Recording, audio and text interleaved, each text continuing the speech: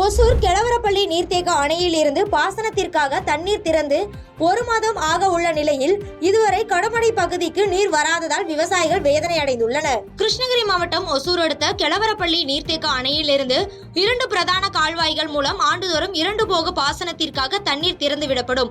இதனால் 8000 ஏக்கர்கள் புன்செய் நிலம் பாசனம் செய்து வந்த நிலையில் கெலவரப்பள்ளி அணையின் மதகுகள் சரி செய்வதற்காக கடந்த ஆண்டு பாசனத்திற்காக தண்ணீர் திறக்கப்படவில்லை.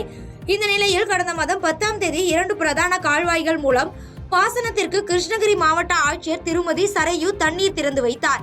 இதனையடுத்து 120 நாட்கள் சுழற்சி முறையில் தண்ணீர் திறக்கப்படும் என அறிவிக்கப்பட்டிருந்த நிலையில் கடைமடை மருதாண்டப்பள்ளி ஆகிய கிராமங்களுக்கு இதுவரை தென்பெண்ணை நீர் சென்றடையவில்லை.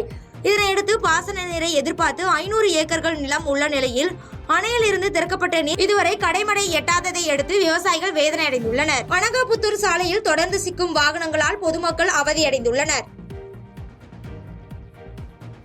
பாதகம் செய்பவரை கண்டால் நாம் பயங்கொள்ளலாகாது பாப்பா, மோதி மிதித்து விடு பாப்பா, அவர் முகத்தில் உமிழ்ந்து விடு பாப்பா.